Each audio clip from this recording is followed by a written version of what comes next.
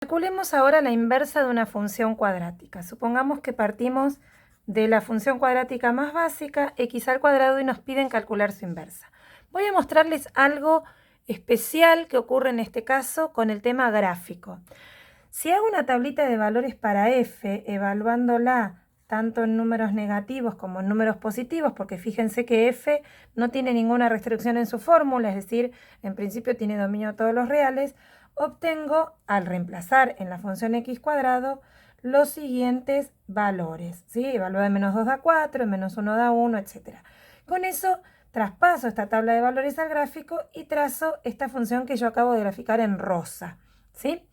Como dije anteriormente, la función inversa, si es que existe, intercambia las coordenadas de los puntos, es decir, todos estos valores de y ahora van a pasar a ser valores de x, ¿sí? Y estos valores de x van a pasar a ser valores de y.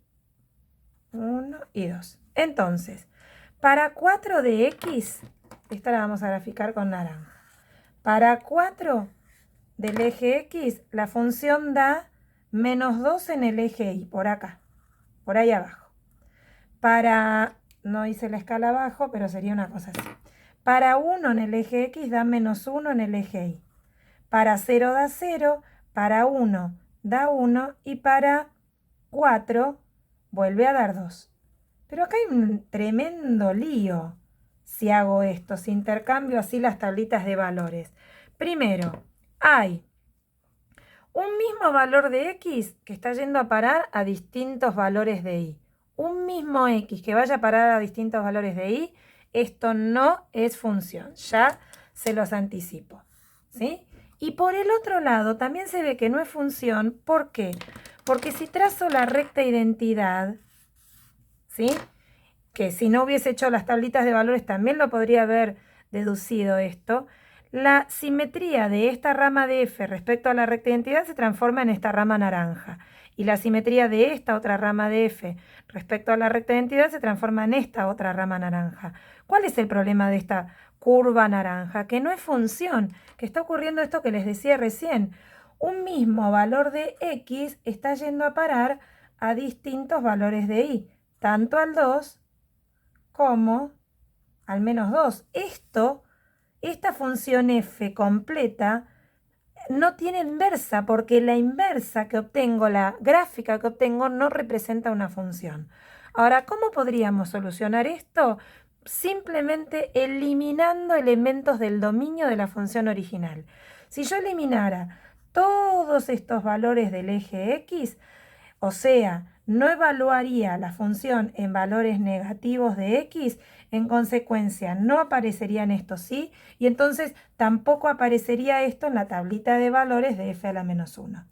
Si yo elimino todos estos x, al no aparecer esto sí, no aparecería toda esta rama de f. Solo quedaría la rama correspondiente a los valores de x positivos. Y si desaparece esta rama de f, desaparece automáticamente su simetría respecto a la recta identidad, que sería esta otra. Entonces me terminaría quedando un gráfico de este estilo, si hago todo eso. Si solo considero... Si solo considero valores del eje x positivo, esperen que borramos esto que quedó re mal ahí.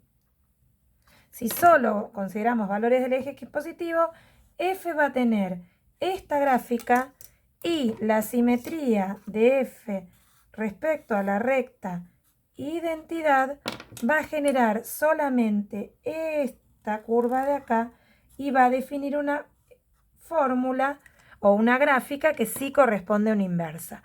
¿Estamos? Esta es la parte gráfica. Por justamente todo lo que ocurre acá gráficamente y analíticamente en la tabla de valores, es por lo cual el cálculo de la inversa de una función cuadrática es un poquito más complicado que el cálculo de la inversa, ya sea de una lineal o bien de una homográfica, que son las dos funciones que vimos anteriormente. Ahora, olvidémonos por un ratito de esto y vamos a proceder de la misma manera que lo hicimos en los casos anteriores. Para buscar la inversa, donde dice f de x, pongo y procedo a despejar x. Pero ¿cómo se despeja x cuando está elevada al cuadrado? Se aplica raíz cuadrada a ambos lados del igual. recordando que hay una propiedad que decía que la raíz de un número, de un índice aplicada a x elevado a la misma potencia, es decir, si estos dos números eran iguales y encima eran pares, esto era módulo de x. Esto aparece la explicación en los videos de módulo que están subidos en una de las primeras actividades. Si no los vieron, les aconsejo que los miren. Creo que es incluso el primer video de la parte de módulo. Bueno, entonces, ¿qué quiere decir módulo de x? Ay, cualquier cosa estoy poniendo. Ahí está. Quiere decir lo siguiente. ¿Cuál era la definición del módulo de x? El módulo de x era x, es decir, el mismo número, si x era mayor o igual a 0, o menos x, es decir, el opuesto del que esté acá adentro, si x era un número negativo. Entonces, hasta cuando llegamos a este punto no terminamos de despejar x porque todavía está el módulo molestando. Ahora, ¿por quién lo podemos reemplazar al módulo? Y bueno, si elegimos quedarnos con esta zona, lo vamos a reemplazar por x. Si elegimos quedarnos con esta otra, lo vamos a reemplazar por menos x. La elección la hago yo, salvo que en el enunciado me lo indique, que después les voy a mostrar cómo se los va a indicar. Entonces, supongamos que descartamos esta zona y decidimos quedarnos con estos valores de x. Es decir, si decido quedarme con los x mayores o iguales que 0, puedo entonces considerar que el módulo de x es exactamente x. ¿Y esto por qué me sirve? Porque puedo ir ahí, donde dice módulo de x, y reemplazarlo directamente por x.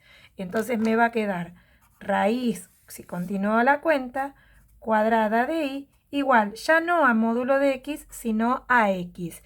¿Qué logré? Terminar de despejar x. Esto que me quedó acá pasará a ser la fórmula de la inversa si defino correctamente los conjuntos de salida y de llegada. Ahora, ¿qué es lo que ocurrió?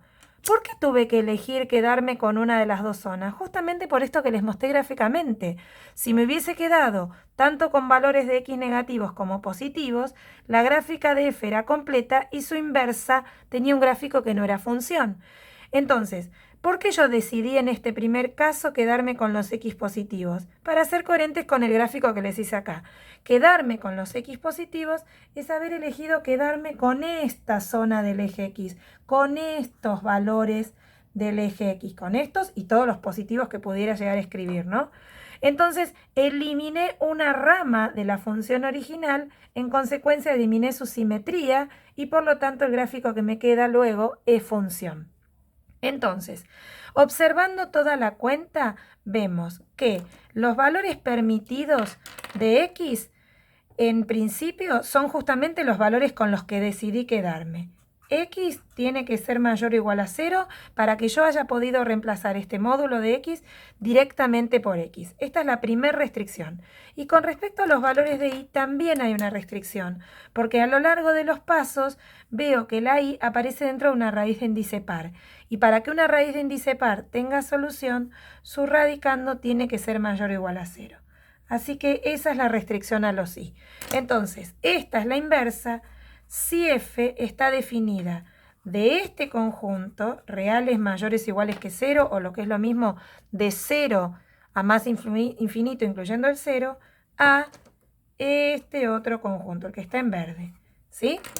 Definida desde este conjunto de salida, seguro que va a admitir inversa, porque con este conjunto de salida le eliminé toda la rama de la izquierda y en consecuencia su simetría, y entonces lo que me queda luego de trazar la simetría es función, y definida con este conjunto de llegada, que no es nada más ni nada menos que la imagen de la función y no todo el codominio, todo el eje y, para que admita inversa. Recuerden que para que haya inversa, el conjunto de llegada debía coincidir con la imagen de la función. Entonces, esto es el dominio de f, esta es la imagen de f, y si los doy vuelta, esto pasa a ser el dominio de la inversa y la imagen de la inversa. De hecho, si le hiciera una tablita de valores a esta función, ¿sí?, obtendría esta curva que dibujé hace un ratito en naranja, que la deduje haciendo la simetría con respecto al eje y, o bien la tablita de valores intercambiando los puntos.